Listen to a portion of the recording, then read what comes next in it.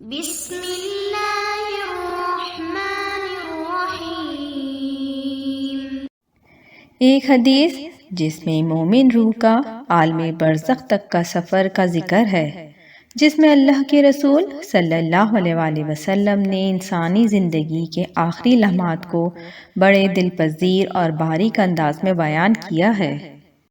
جست خاکی سے روح کے نکلنے کے بعد روح کے زمین و آسمان کے درمیان سفر کا ذکر کیا ہے، یہاں تک کہ تمام ارواح عالم برزخ میں اپنے اپنے ٹھکانوں میں پہنچ جاتی ہیں، جو حسب اعمال ان کے لیے جائے عذاب یا جائے آرام ہوتی ہیں۔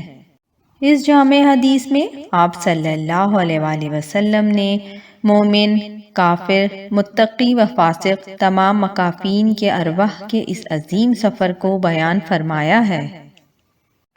حضرت برا بن عازب رضی اللہ تعالیٰ عنہ سے روایت ہے کہ ہم اللہ کے رسول صلی اللہ علیہ وآلہ وسلم کے ہمراہ ایک انصاری صحابی کے جنازے میں شرکت کے لیے نکلے۔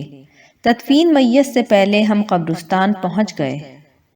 آپ صلی اللہ علیہ وآلہ وسلم قبلہ رخ ہو کر بیٹھ گئے۔ ہم بھی آپ کے ارگد اس طرح کمال ادب سے بیٹھ گئے جیسے ہمارے سروں پہ پرندے بیٹھے ہوں۔ آپ صلی اللہ علیہ وآلہ وسلم کے درس مبارک میں ایک لکڑی تھی جس سے آپ زمین کھرید رہے تھے۔ 3 مرتبہ آپ نے اپنی نظر زمین و آسمان کی طرف اٹھائی اور نیچے کی، پھر فرمایا، اے لوگوں، عذاب قبر سے اللہ کی پناہ مانگو۔ 2 یا 3 مرتبہ آپ صلی اللہ علیہ وآلہ وسلم نے کہا، پھر آپ نے یہ دعا پڑھی، اے اللہ، عذاب قبر سے میں تیری پناہ چاہتا ہوں۔ اس دعا کو بھی آپ نے 3 مرتبہ دہرایا۔ پھر آپ صلی اللہ علیہ وآلہ وسلم نے فرمایا، جب بندہ مومن کا دنیا سے رخصتی اور عالم آخرت کی طرف کوچ کرنے کا وقت ہوتا ہے تو اس کے پاس انتہائی روشن آفتاب چہرے والے فرشتے آتے ہیں۔ ان کے ہمراہ جنت کا کفن اور خوشبو ہوتی ہے اور میت کے قریب تحت نزاع بیٹھ جاتے ہیں۔ پھر ملک الموت علیہ السلام آتے ہیں اور مومن کے سنہارے بیٹھ کے کہتے ہیں، اے پاکیزہ روح، اور دوسری روایت میں ہے، اے مطمئن روح، اپنے رب کی مغفرت اور اس کی رضا کی طرف چل۔ آپ نے فرمایا، پھر یہ روح جسم سے ایسے نکلتی ہے جیسے مشکیزے کے منہ سے پانی ٹپکتا ہے، یعنی بآسانی نکلتی ہے۔ اس روح کو ملک الموت اپنے ہاتھوں میں لے لیتے ہیں۔ دوسری روایت میں ہے کہ مومن کی روح جب اپنے جسم سے جدا ہوتی ہے تو آسمان اور زمین کے درمیان اور آسمان میں موجود تمام فرشتے اس کے لیے دعائے مغفرت کرتے ہیں۔ آسمان کے تمام دروازوں کو اس کے لیے کھول دیا جاتا ہے اور تمام دروازوں پہ حاضر ملائکہ اپنی طرف سے اس کی آمد کے لیے دعا کرتے ہیں۔ جو ہی ملک الموت روح قبض کر کے اپنے ہاتھ میں لیتے ہیں، پلک جھپکنے سے پہلے میت کے قریب موجود فرشتے اسے ان سے لے لیتے ہیں اور ساتھ لائے ہوئے کفن میں اسے رکھ لیتے ہیں۔ قبض روح کے متعلق سورہ انعام میں اللہ تعالیٰ ارشاد فرماتا ہے، ہمارے فرشتے اس کی جان لے لیتے ہیں اور وہ ذرا برابر بھی کوتاہی نہیں کرتے۔ اس پاکیزہ روح سے روئے زمین پہ موجود مشک کی سب سے بہترین خوشبو پھوٹتی ہے۔ پھر آپ صلی اللہ علیہ وآلہ وسلم نے فرمایا، فرشتے اس روح کو لے کر آسمان کی طرف جاتے ہیں۔ فرشتوں کی جس جماعت سے ان کا گزر ہوتا ہے وہ کہتے ہیں، اس قدر پاکیزہ روح کس کی ہے؟ ہمراہ فرشتے جواب میں بہترین سے بہترین نام اور ولدیت بتاتے ہیں جس سے دنیا میں اسے پکارا جاتا تھا۔ غرض یہ فرشتے اسے لے کے آسمانی دنیا تک پہنچتے ہیں اور آسمان کا دروازہ کھلواتے ہیں۔ دروازہ فوراً کھل جاتا ہے۔ ہر آسمان کے مرقب فرشتے اس کے ہمراہ اس کی دلجوئی کے لیے اگلے آسمان تک جاتے ہیں، یہاں تک کہ 7ویں آسمان تک اس کی رسائی ہو جاتی ہے۔ اس وقت حکم الہی ہوتا ہے، میرے بندے کے نامہ اعمال کو علیین جنت میں ایک بلند و بالا مقام میں لکھ دو۔ علیین کے بارے میں اللہ تعالیٰ ارشاد فرماتے ہیں، اور آپ کیا جانیں بلند پایا لوگوں کا دفتر کیا ہے؟ وہ ایک کتاب ہے لکھی ہوئی جس کے پاس مرقب فرشتے حاضر رہتے ہیں۔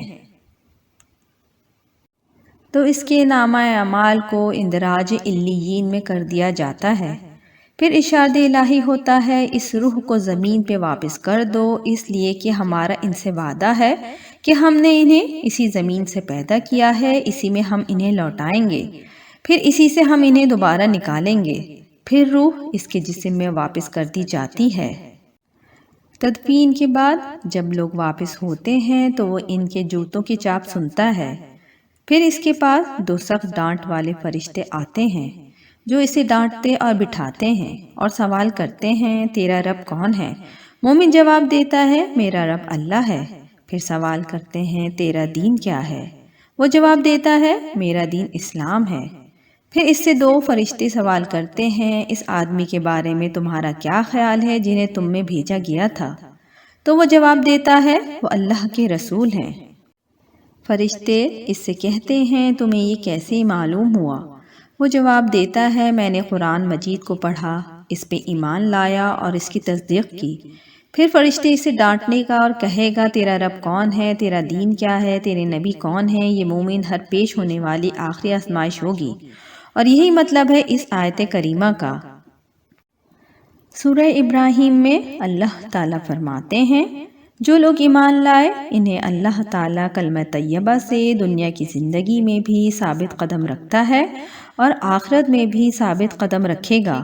جو جواب دے گا میرا رب اللہ ہے، میرا دین اسلام ہے اور میرے نبی حضرت محمد صلی اللہ علیہ وسلم ہیں، اس وقت آسمان سے ندا آتی ہے کہ میرے بندے نے سچ کہا، اس کے لیے جنت کا بستر لگا دو، اسے جنت کا لباس پہنا دو اور اس کے لیے قبر میں جنت کا ایک دروازہ کھول دو۔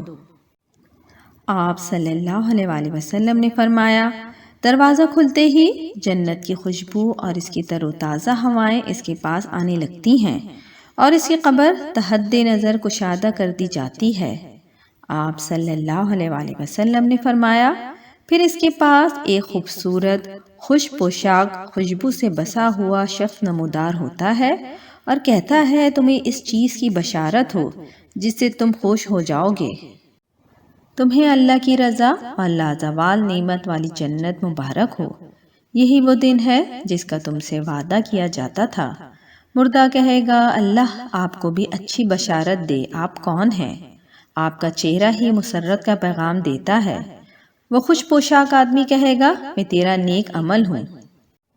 قسم ہے اللہ کی ہمیشہ ہم نے آپ کو اللہ کی اطاعت میں جلدی کرنے والا اور اس کی نافرمانی میں بہت سست پایا ہے، جس کا اللہ نے تمہیں بہترین بدلہ عطا کیا ہے۔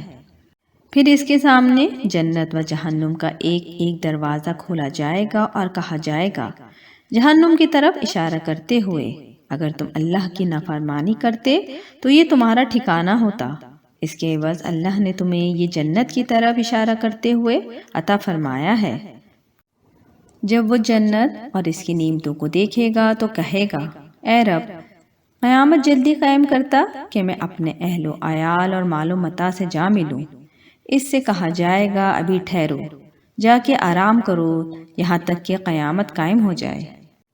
یہ مومن روح کا عالم برزخ کا سفر ہے جسے اللہ تعالیٰ کی مکمل حفاظت و نگہداشت حاصل ہوتی ہے تاکہ خوشی بخوشی اپنے رب اور معبود تک وہ پہنچ جائے جس کی دنیا میں اس نے معرفت حاصل کی اور عبادت کی۔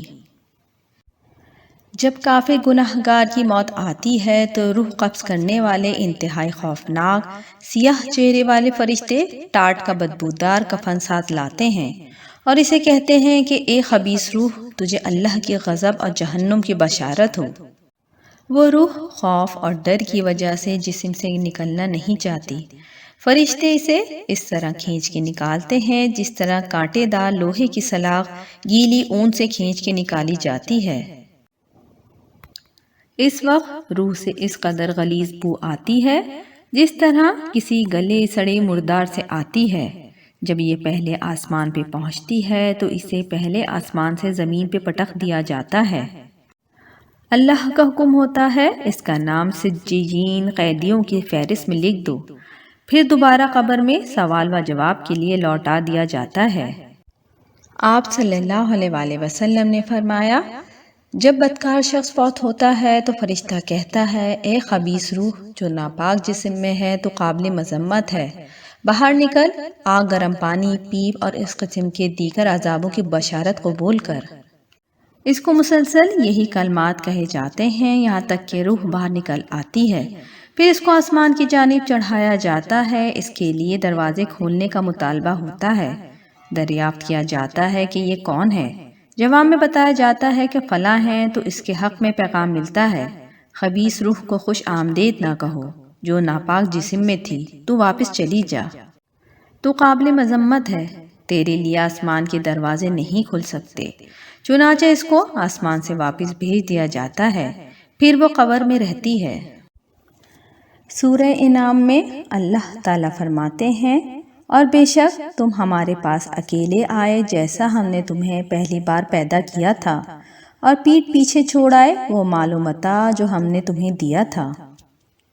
حضرت ابو سعید رضی اللہ تعالیٰ عنہ نے بیان کیا کہ رسول اللہ صلی اللہ علیہ وآلہ وسلم نے ارشاد فرمایا، جب جنازہ رکھا جاتا ہے اور لوگ اسے اپنی گردنوں پر اٹھاتے ہیں، اگر وہ نیک ہوتا ہے تو کہتا ہے مجھے آگے بڑھاؤ، اور اگر نیک نہیں ہوتا تو کہتا ہے ہائے خرابی، اسے کہاں لے جا رہے ہو؟ اس کی آواز انسان کے علاوہ سبھی سنتے ہیں، اگر کوئی انسان سن لے تو بے ہوش ہو جائے۔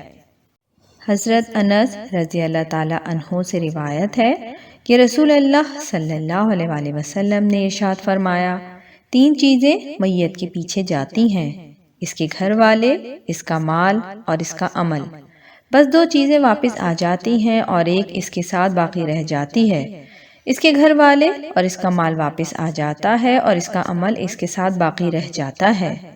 اللہ تعالیٰ سورہ مومن میں فرماتے ہیں، تو کیا تم سمجھتے تھے کہ ہم نے تمہیں یوں ہی بنایا ہے اور یہ کہ تم ہمارے پاس لوٹ کے نہیں آؤ گے؟